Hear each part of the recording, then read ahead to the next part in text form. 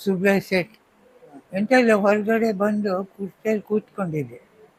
ಆವಾಗ ಹಂಗಾರೆ 1 ಗಂಟೆ ಆಯ್ತಲ್ಲ, ಸ್ನಾನ ಮಾಡುವ ಅಂತೇಳಿ ಹೊರಗೆ ಆಚೆ ರೂಮಲ್ಲಿ ಹೋದೆ ಹೊರಗಡೆ.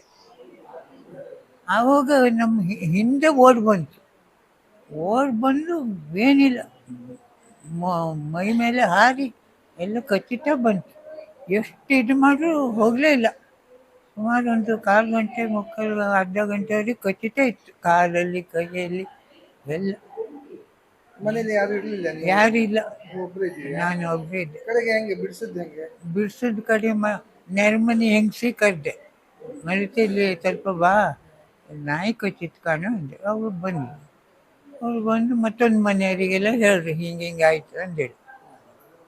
ಅವರೆಲ್ಲ ಬಂದು ಎದುರು ಬದಿ ಕೂರ್ಸೋರು.